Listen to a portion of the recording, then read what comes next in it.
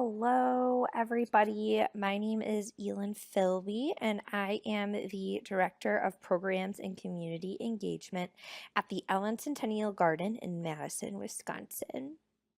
Today, we're going to talk a little bit about how the Elin Centennial Garden approaches working with partners and engaging the community around us.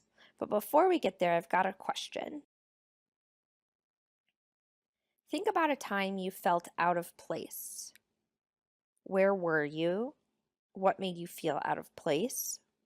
What could have been done to make you feel included? Take a couple moments here to pause, to reflect, and to jot down your answers. If you're with another person, once you're done reflecting, go ahead and share with them.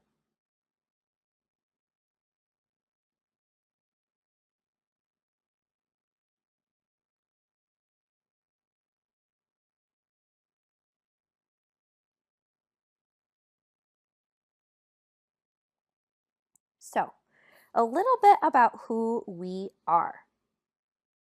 Elin Centennial Garden, as you can see, we're located on the University of Wisconsin-Madison campus. We're surrounded by dormitories, residence halls, and just really dropped right in the center of campus. But a lot of what we were hearing was that students didn't know we existed. At the end of our street, you can see the boathouse. I had a friend who was on the crew team. She went to the boathouse every single day for 4 years and never once came into the garden. We decided we need to do something about that. So we are located on the UW-Madison campus, founded in 1989, 2.5 acres large. We have 4 full-time staff, 5-ish interns that rotates depending on the season, and 40 plus dedicated volunteers. It's really hard for us to track our visitors because we don't have any gates. So the best guess that we have is tracking attendance at our public programs. We got a new director in 2015, Ben Fuda. Before Ben's arrival, we were tracking about 300 visitors a year to facilitated programs at the garden. This last year, in 2018, we saw over 15,000 people at our public programs. We went from having about 10 programs a year to over 100. And 75% of those programs are presented with a partner. So, how did we do it? How did we build? The first question that we asked ourselves, and I think everybody who wants to expand their audience and expand their programming, is what audience do you want to invite to your garden or to your project? Are you hoping to work with small children? Are you hoping to work with a high school or middle school? Are you hoping to work with an elderly population?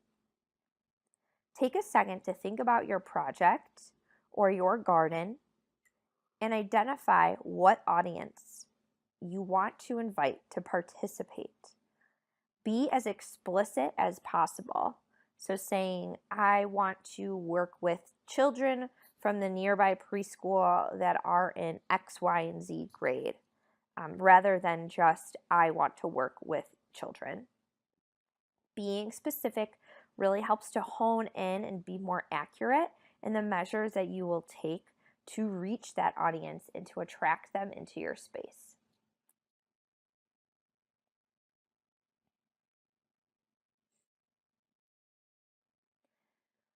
So for us, we decided we really wanted to begin engaging with our university community. We are on the University of Wisconsin-Madison campus. There's over 40,000 students, staff, and faculty that are on campus every day. And we were not reaching them. A lot of people weren't aware that we existed, even if their building was right across the street from us. So we decided we need to figure out how to work with those people and how to bring them into our space. We decided that we needed to be with and not for. We needed to ask our audience what they wanted to see from us, what we could do to bring them into our space. That happened a couple ways. First of all, we started asking our student interns, what are students liking? What is cool on campus? What do students want to see? We also then started offering surveys at the dorms located around the garden. We'd offer a small incentive for students to take a survey and to tell us what they wanted to learn about or what would attract them to the garden. We decided we can no longer function with a come look at our plants mentality. Traditional gardening audiences are dwindling. Our bread and butter audiences are dwindling. So we need to start attracting new visitors. In order to do that, we adopted that with, not for mentality, programming with our intended audience, asking them what they wanted, not for them. We wanted to create purposeful, meaningful interactions with our collections. We wanted our audience to say, I can see myself here. I like going to gardens. Our big picture goal is saying that we want people to say, this is the first public garden that makes me want to garden. We want to create that affinity, that love for nature, that love for gardening.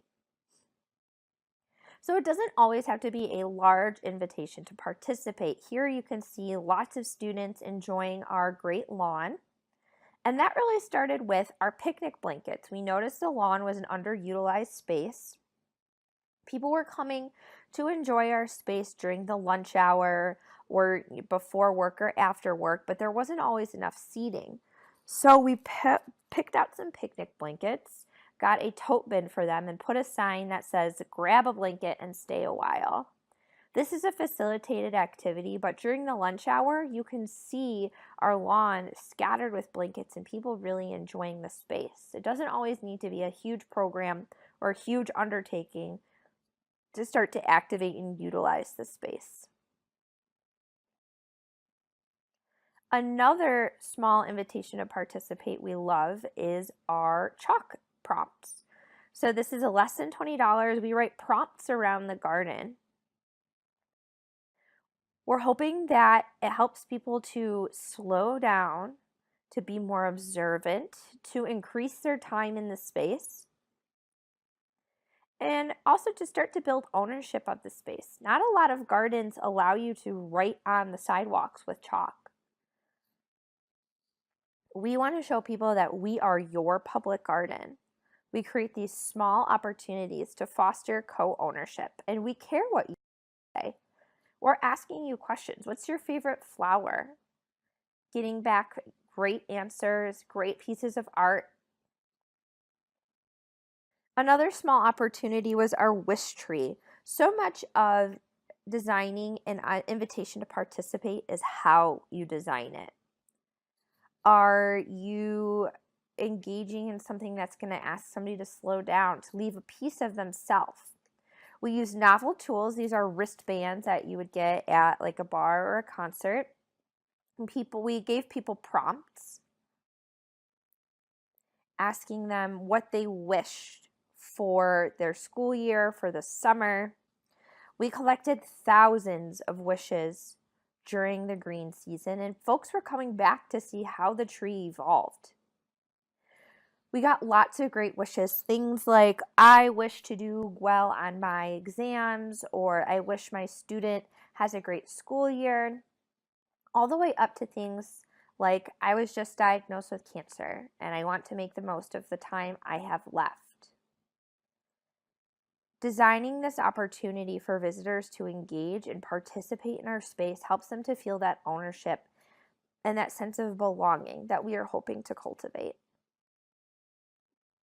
So now I want you to think about a time somebody planned something or did something for you that you didn't want or like. So let me explain this a little bit. An example. I'm a healthy eater. So when I go home to visit my family, my dad was going and buying a certain kind of apple that I really didn't like. They're Red Delicious apples. I cannot stand them. I think they're mealy. I'm not a fan of them. But he thought he was doing something nice for me by purchasing the apples. And the apples were going uneaten and getting wasted. So I had a conversation with my dad. I said, Dad, I appreciate these apples. I appreciate you trying to help accommodate my eating habits. But next time, could you get this kind or could you get that kind? So think about a situation like that. What was the person's intention? Why was it not effective? And what could they have done to remedy the situation?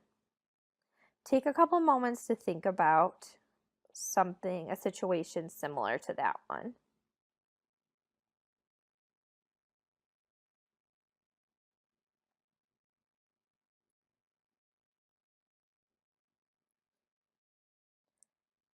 So a lot of times we are creating programs and opportunities for our audiences rather than with them.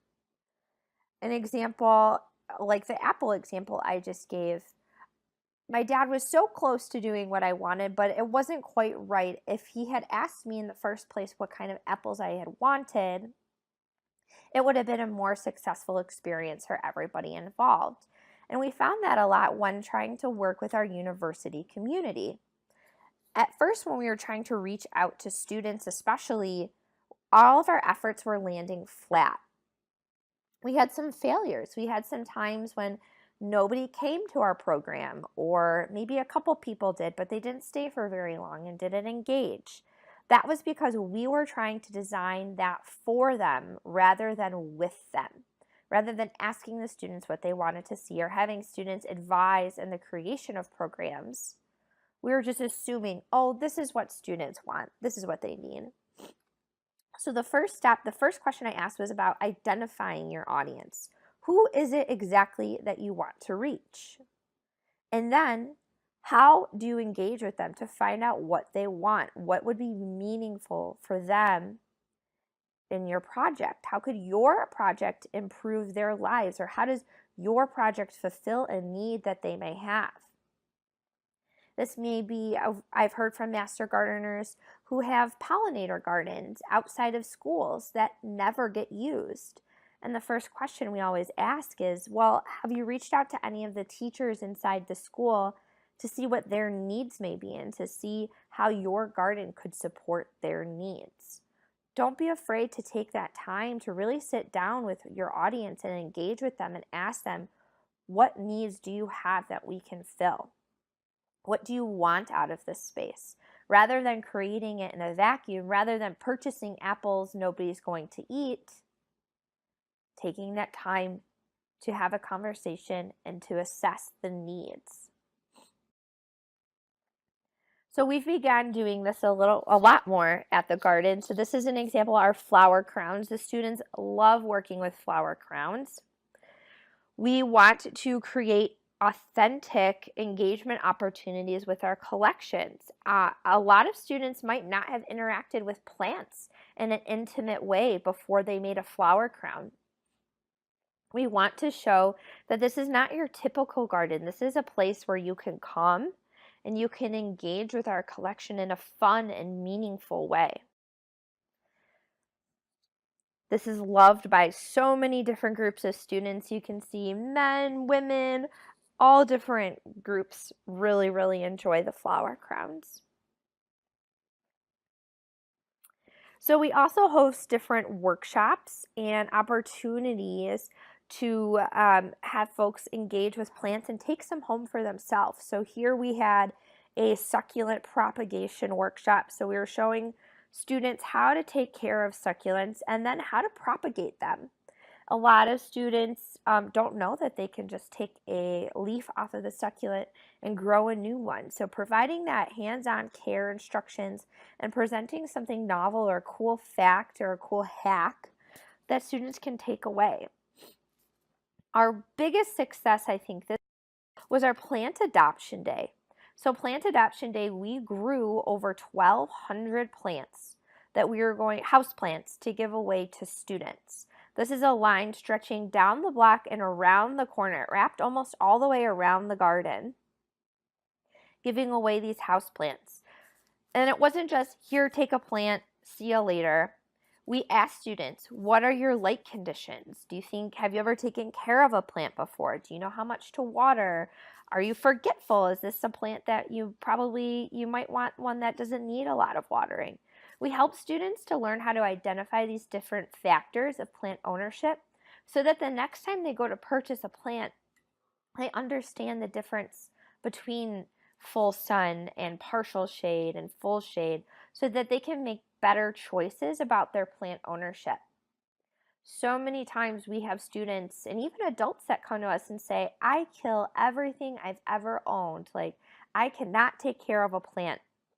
And we really are trying to step in and provide opportunities for that ownership and to provide instruction and knowledge so that students feel empowered to care for plants. So we handed out all of these plants, we gave all the care instructions, and we also now have a plant hotline run through Instagram that students can message and get help from our Master Gardener volunteer program. So they can say, oh, my plant looks a little sad, here's a picture of it. Send that, it goes directly to a Master Gardener who can assess the problem, answer the question, and help the student out.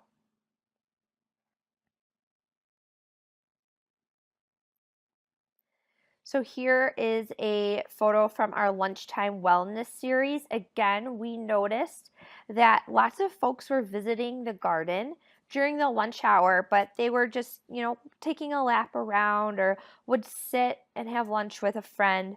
So we decided to integrate craft and music activities during the lunch hour to encourage our visitors to stay a little longer or to give visitors a reason to come and visit the garden over lunch. We planned out a couple of the first activities based on things we've done in the past that we know visitors really enjoy and really engage with. But then we would ask people at each of the lunchtime wellness opportunities, what kind of programs would you like to see in the future? What can we do in the future that would get you to come to the garden? And we started basing future programs that happen later in the summer, off of the suggestions of our visitors. So much of our success is also based around community partnership. When we're able to work with partners, we're able to expand our horizons, reach broader audiences, and increase our capacity for what we can do in the space. So think about a community partner that you would like to work with. This can be related to your audience. This can be different than your audience.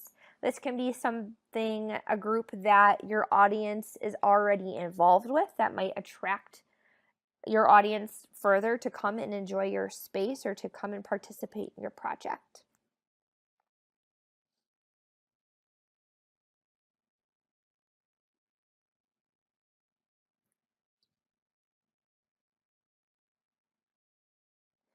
So an example of this is, again, when we were trying to attract college students to come to our space, we reached out to the Slow Food organization. Slow Food's mission is to provide access to healthy foods for all. And this is a group that is very, very much loved by our campus community and especially by our students. They do a lunch every week, and the campus community can come and enjoy a lunch for as little as $5, and it's all great, healthy, local, sustainable food. So when we were trying to reach students, we reached out to Slow Food to ask them to host a lunchtime at the garden. And as you can see, the line again is down the block. This is something we've never seen at the garden before we started partnering and before we started asking our community what they wanted or tapping into the resources present in the community we were hoping to attract. So again, our lunchtime wellness, we partnered with the University Health System to bring meditation into the space. It was a very popular program, something the university already offers that we were just tapping into because we knew it was popular with the audience we were hoping to attract. So thinking about that creative programming that will engage the audience you want to attract, thinking about who specifically is it that we want to reach, and what are the best and easiest ways to do that. Partnerships, we have found, has really, really been the best way for us to reach new audiences, to expand how we're reaching new audiences. And it really helps us to build affinity and awareness. So here we have a partnership with Wheelhouse Studios. Wheelhouse is a arts making space on campus that's run by the union. And by working with them, we're exposing new people to the garden. We're building affinity and awareness of our space by reaching out to these partners and working with partners so that people start to get to know who we are and get to know our space. Once we've built that affinity and awareness, we can move into deeper forms of interaction and more meaningful forms of interaction. If people don't know us or care about us, they will not come to our programs. They will not enjoy our space. We want to meet people where they are. We knew we had a lunch crowd. We know we have a great arts space on campus. So how do we create those synergies to bring it all together to get people to come to our space? Here's another opportunity. Sometimes you have to get out of your comfort zone and out of your physical space in order to engage with these new audiences and to order to create that connection so that they will come to your space. We partnered with Wheelhouse again, the arts making space at the terrace at the Union, to do a flower crown making activity. So we had hundreds of people who are already enjoying the terrace, enjoying the view, having a beer, and they had the opportunity to make a flower crown with us, to interact with our collection, to learn a little bit more about the garden, and to have fun while doing it. This is a great example of a partner that has already tapped into the audience we want to engage with, and was a really natural fit for us. Take a minute here to think about the craziest idea for a program or partnership you can think of. No limits, no restrictions, no budgets, anything you can think of. Let your mind run wild here.